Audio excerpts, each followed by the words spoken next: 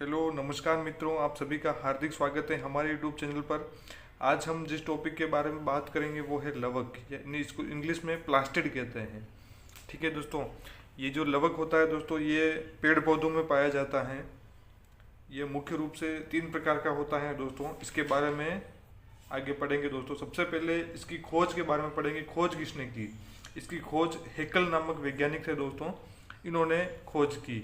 और जो ये लवक नाम है दोस्तों, यानी ये शब्द लवक, ये किसने दिया? ये एक शिम्पर नामक वैज्ञानिक थे दोस्तों। क्या नाम था? शिम्पर। इन्होंने इस लवक को ये लवक शब्द दिया। ठीक है दोस्तों, जो ये लवक होता है दोस्तों, ये पादपों व युगलिना में उपस्थित होता है। ठीक है दोस्तों, पादपों और युगलिना में उपस्थित होता है। और जंतु कोशिका, सभी जो जंतु कोशिका होती है दोस्तों, उसमें एब्सेंट होता है, इसमें नहीं पाया जाता। ठीक है दोस्तों, ये सबसे महत्वपूर्ण बात है दोस्तों, इम्पोर्टेंट बात है कि पादपों और युगलिना में प्रेजेंट होता है और किसी भी जंतु में नहीं पाया जाता। ठीक है दोस्तों, तो आगे दोस्तों मैंने 3 लवक होते हैं। एक होता है वर्णी लवक, एक होता है हरित लवक और एक होता है अवर्णी लवक।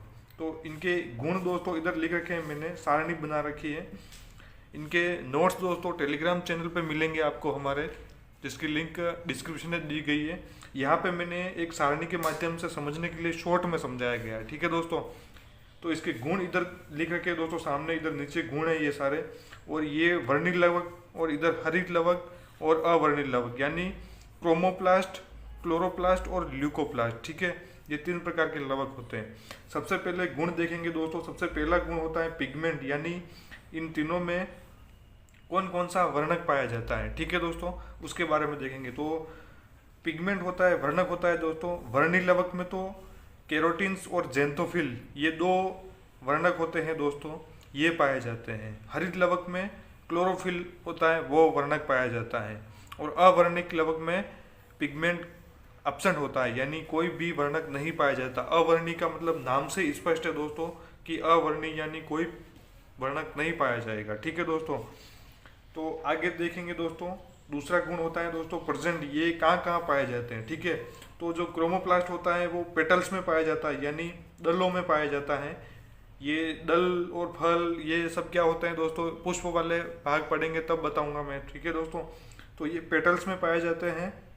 और फ्रूट्स में, यानी क्रोमोप्लास्ट जो होता है वो पेटल्स और फ्रूट्स में पाया जाता है। फिर हरित लवक होता है दोस्तों, ये जो पेड़ पौधे, जितने भी पेड़ पौधे हैं उनकी लीफ होती है, उसमें मीजोफिल सेल होती है। ये मीजोफिल सेल दोस्तों आगे अपन पत्तियों वाले चैप्टर या फिर प्रकाश संश्लेषण पढ़ेंगे, तब ये मीजोफिल वाला इसके बारे में बात करेंगे। ठीक है दोस्तों, तो ये जो क्रोमोप्लास्ट होता है ये पेटल्स और फ्रूट्स में पाया जाता है।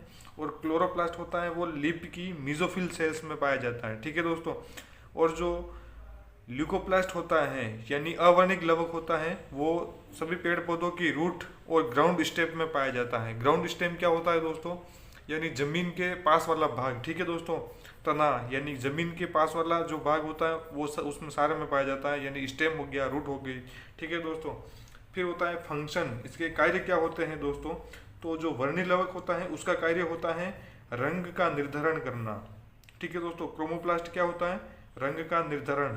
और हरित लवक का कार्य होता है प्रकाश संश्लेषण करना। ठीक है दोस्तों, प्रकाश संश्लेषण एक वीडियो बनाऊंगा दोस्तों, उसमें पूरा प्रकाश संश्लेषण, ये मीजोफिल सेल, पत्ती वगैरह क्या होती है, सारा उसमें समझाऊंगा। ठीक है दोस्तों, तो प्रकाश संश्लेषण में हरित लवक मुख्य रूप ये कार्य करता है। ठीक है दोस्तों, और जो अवर्णी लवक होता है दोस्तों, वो उसका कार्य होता है भोजन पदार्थों का संचय करना, यानी भोजन पदार्थों को संचय करना या इकट्ठा करना, ये होता है अवर्णी लवक का कार्य। ठीक है दोस्तों, अब आगे देखो दोस्तों, डीएनए।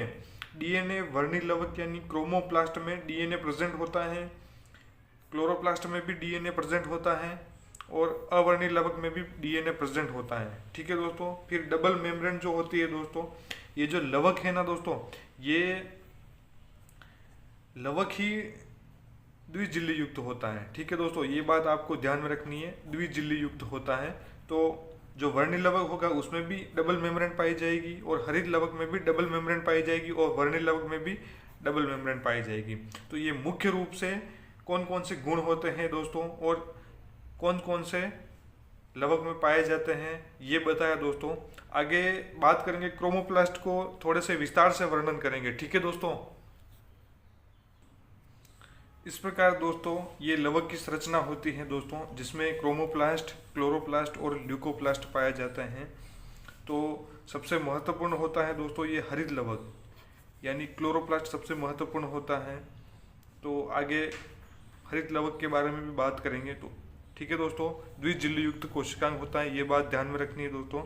और यह पादप और युग्लिना में उपस्थित होता है और जंतु कोशिका में एब्सेंट होता है, ठीक है दोस्तों।